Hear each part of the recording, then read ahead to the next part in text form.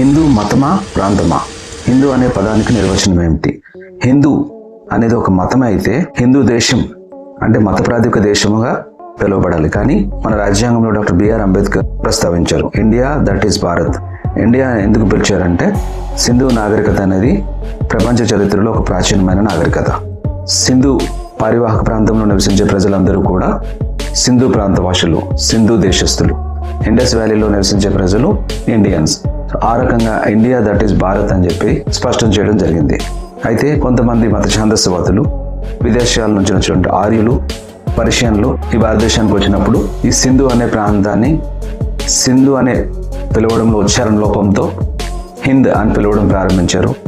అది సింధు బదులు హింద్ అని పిలవడంతో అది రాను రాను హింద్ అని స్థిరపడింది. అలా హిందూ ప్రాంతంలో నివసించే ప్రజలు హిందువులు అయ్యారు. అది హిందూ దేశంగా పరిగణించింది. అయితే ఇక్కడ హిందూ దేశంలో అప్పటికి ఎన్ని సంస్కృతులు ఉన్నాయి, ఎన్ని మతాలు ఉన్నాయనే దాని మీద స్పష్టంగా క్లారిటీ అయితే లేదు. హిందూ మతం అనేది ప్రత్యేకంగా అయితే ఎక్కడ ప్రస్తావించబడలేదు. దీనికి ఎటువంటి ఆధారాలు కూడా లేవు. అది ఈ కోణంలో మరి ఎందుకు ఇక్కడ ప్రస్తుతం సనాతన ధర్మం పేరుతో బలహీనులపై దాడులు జరుగుతున్నాయి? సనాతన ధర్మం పేరుతో ఈ దేశాన్ని హిందూ దేశంగా మార్చాలని చూస్తున్నారు. సో దీనికి సంబంధించిన చరిత్ర ఏంటి అనే ఒక తెలియడం కోసం ఒక ప్రయత్నం అయితే చేయడం ఈ వీడియోలో జరుగుతుంది. కాబట్టి చివరి వరకు వీడియోని చూడండి, ఎక్కడ స్కిప్ చేయకుండా. హిందూ అనే పదంపై ఒక క్లారిటీ, అలాగే ప్రముఖులు ఇచ్చినటువంటి నిర్వచనాలు కూడా పరిగణలోకి తీసుకోవడం జరిగింది. మరి ప్రపంచంలో మానవ సమాజంలో మొట్టమొదటి వెలిసిన నాగరికతలో సింధు నాగరికత ఒకటి. సింధు నాగరికతలో లభించిన అవశేషాలు, చిత్రలిపి, స్తూపాలు, చిహ్నాలు వీటన్నిటినీ పరిశీలిస్తే సింధు నాగరికత నాగజాతి ప్రజల నాగరికత అని, వీరి సంస్కృతి శ్రవణ సంస్కృతి అని, ఇది తర్వాత బౌద్ధ ధమ్మంగా పరిణామం చెందిందని స్పష్టమవుతుంది.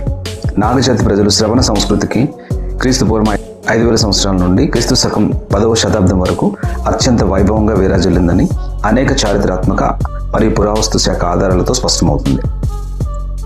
క్రీస్తు శకం 8వ శతాబ్దంలో వచ్చిన చైనా యాత్రికుడు హ్యూయాన్ సాంగ్ భారతదేశంలో నలంద విద్యాలయంలో న్యాయశాస్త్రంలో విద్యాభ్యాసం చేసి నాగజాతి రాజు వర్షవర్ధుని వద్ద 15 సంవత్సరాల నుండి తర్వాత తన దేశానికి తిరిగి వెళ్ళాడు. హ్యూయాన్ సాంగ్ తన యాత్రా వృత్తాంతంలో స్పష్టంగా రాసుకున్నాడు, తాను దేశంలో ఎక్కడెక్కడ సందర్శించాడు, అక్కడ పరిస్థితులు ఏమిటి, భారతదేశ సామాజిక, ఆర్థిక, రాజకీయ, సాంస్కృతిక పరిస్థితులను ఎలా ఉన్నాయో స్పష్టంగా రాశాడు. దేనికైనా చరిత్ర ఆధారం. అది మనం రాసుకున్నదే కాకుండా విదేశీ కవులు కానీ, రచయితలు కానీ, సందర్శకులు కానీ, హిస్టోరియన్ కానీ రాసినదే మనం పరిగణలో తీసుకోవాలి. ఎందుకంటే మనకు మనం రాసుకుంటే గొప్పగా ఉండొచ్చు, కొన్ని సందర్భాల్లో తప్పుడు సమాచారం కూడా ఇవ్వచ్చు. అలా కాకుండా విదేశీ చరిత్రకారులు కూడా సందర్శించినప్పుడు మన దేశాన్ని, కవులు, రచయితలు సందర్శించినప్పుడు ప్రస్తావించిన సంగతులను మన పరిగణలో తీసుకుంటే నిజమైన చరిత్ర అనేది స్పష్టమవుతుంది. ఆ కోణంలో మరి చైనా నుంచి వచ్చిన హ్యూయాన్ సాంగ్ వచ్చినప్పుడు భారతదేశం యొక్క అక్షరాస్యత 90% ఉందని తన గ్రంథంలో రాయడం జరిగింది. దాన్ని మనం తీసుకున్నప్పుడు ఈ విషయాలన్నీ బయటపడతాయి. ఒక నలంద విశ్వవిద్యాలయంలో తను చదువుకున్నప్పుడు 10,500 మంది విద్యార్థులు, 1750 మంది ఆచార్యులు ఉన్నారని, ఇటువంటి విద్యాలయాలు వందల సంఖ్యలో ఉన్నాయని తెలియజేశాడు. హ్యూయాన్ కంటే ముందు 4వ శతాబ్దంలో పాహియాన్ వచ్చాడు. ఈయన భారతదేశంలో 12 సంవత్సరాలు ఉన్నాడు. పాహియాన్ కూడా భారతదేశ సామాజిక, ఆర్థిక, రాజకీయ, సాంస్కృతిక పరిస్థితులను తన యాత్రా వృత్తాంతంలో రాశాడు. పాహియాన్ కంటే ముందు క్రీస్తుపూర్వం 3వ శతాబ్దంలో గ్రీకు దేశం నుండి మెగస్తనీస్ వచ్చాడు. ఈయన నాగజాతి రాజు చంద్రగుప్త మౌర్య వద్ద గ్రీకు రాయబారిగా 15 సంవత్సరాలు ఉన్నాడు. మెగస్తనీస్ కూడా భారతదేశంలో ఉన్న సామాజిక, ఆర్థిక, రాజకీయ మరియు సాంస్కృతిక పరిస్థితులను స్పష్టంగా రాశాడు. క్రీస్తుపూర్వం 3వ శతాబ్దంలో గ్రీకు నుండి వచ్చిన మెగస్తనీస్ మరియు క్రీస్తు శకం 4వ శతాబ్దంలో చైనా నుండి వచ్చిన పాహియాన్ రాసిన చరిత్ర ప్రకారం భారతదేశంలో వైదిక ధర్మం ఉన్నట్టు, వేదాలు ఉన్నట్టు, పురాణాలు ఉన్నట్టు, ఇతిహాసాలు ఉన్నట్టు, రామాయణం ఉన్నట్టు, మహాభారతం ఉన్నట్టు, చాతుర్వర్ణ వ్యవస్థ ఉన్నట్టు, కులాలు ఉన్నట్టు, హిందూ దేవుళ్ళు, దేవాలయాలు ఉన్నట్టు ఎక్కడా చెప్పబడలేదు. ఈ ఒక్కటి మనం పరిశీలిస్తే చరిత్రలోని మన వాళ్ళు చెప్పే చరిత్ర నిజమా అబద్ధమా అనేది ఇక్కడ స్పష్టమవుతుంది. అంటే క్రీస్తు శకం 4వ శతాబ్దం వరకు భారతదేశంలో ఏ వైదిక లేదా బ్రాహ్మణ లేదా హిందూ ధర్మం పుట్టలేదని స్పష్టంగా దీన్ని బట్టి మనకు అర్థమవుతుంది. వేల సంఖ్యలో లభిస్తున్న పురావస్తు శాఖ ఆధారాలు కూడా మనం పరిశీలిస్తే సామ్రాట్ అశోక చక్రవర్తి శిలాశాసనాలు, స్తంభాల మీద రాసి ఉన్న చరిత్ర ప్రకారం సామ్రాట్ అశోకుని కాలంలో కూడా ఏ వైదిక, బ్రాహ్మణ లేదా హిందూ ధర్మం లేదు అని స్పష్టమవుతుంది. అయితే ఈ వైదిక లేదా బ్రాహ్మణ ధర్మం ఎప్పుడు పుట్టి ఉండొచ్చు అని చూస్తే క్రీస్తుపూర్వం 185లో శృంగ వంశానికి చెందిన పుష్యమిత్ర శృంగుని కుట్రపూరిత దాడిలో మౌర్య వంశ చివరి రాజు బృహదత్ హతమయ్యాడు. తర్వాత అనేక కుట్రలు కుతంత్రాలతో శ్రవణ సంస్కృతి మీద దాడులు జరుపుతూ బౌద్ధ విద్యాలయాలను కొల్లగొడుతూ వైదిక ధర్మం జీవం పోసుకుంటూ వచ్చింది. క్రీస్తు శకం 4వ శతాబ్దంలో హునుల రూపంలో ఉన్న వైదికులు తక్షశిల విద్యాలయాన్ని ధ్వంసం చేసేశారు. ఈ విధంగా వేల సంఖ్యలో ఉన్న బౌద్ధ విద్యాలయాలను ధ్వంసం చేస్తూ క్రీస్తు శకం 10వ శతాబ్దంలో నలంద విద్యాలయాన్ని తగులబెట్టడంతో శ్రవణ సంస్కృతి సంబంధించిన చరిత్ర ఆధారాలు కాలి బూడిదయ్యాయి. ఈ దాడి ఆదిశంకరాచార్యుడు వచ్చేసరికి అత్యంత భీకర రూపంలో కొనసాగింది. అంటే క్రీస్తు పూర్వం 185లో మొదలైన దాడి 10వ శతాబ్దం వరకు భారతదేశ సామాజిక ఆర్థిక రాజకీయ పరిస్థితులు మొత్తం బ్రాహ్మణ చేతుల్లోకి వచ్చేసాయి. ఈ 10,000 సంవత్సరాల కుట్రపూరిత దాడిలో నాగజాతి ప్రజలు శ్రవణ సంస్కృతి, భాష, లిపి, ఆహారం, విద్యాలయాలు, స్తూపాలు, చైత్యాలు, సంఘరామాలు, విహారాలు పూర్తి స్థాయిలో ధ్వంసం చేసి వాటిని వికృతీకరించి కాల్పనిక పౌరాణిక కథలతో వైదిక హిందూ ధర్మాన్ని నిర్మాణం చేశారు. క్రీస్తు శకం 5వ శతాబ్దం తర్వాత ప్రాకృత భాషను సంస్కరించి సంస్కృత భాషను నిర్మాణం చేస్తూ వచ్చారు. క్రీస్తు శకం 10వ శతాబ్దం తర్వాత శ్రవణ సంస్కృతి యొక్క ధర్మలిపిని ధ్వంసం చేసి దేవనాగర లిపిని నిర్మాణం చేశారు. అంటే క్రీస్తు శకం 5వ శతాబ్దం కంటే ముందు సంస్కృత భాష లేనేలేదు. క్రీస్తు శకం 10వ శతాబ్దం కంటే ముందు సంస్కృత భాష యొక్క లిపి దేవనాగరి లేదు. దీంతో స్పష్టంగా అర్థమయ్యే విషయం ఏమిటంటే వేదాలు, పురాణాలు, ఇతిహాసాలు, రామాయణం, మహాభారతం, భగవద్గీత మొదలగు హిందూ ధర్మ సాహిత్యం 10వ శతాబ్దం తర్వాతనే లిఖించబడ్డాయి.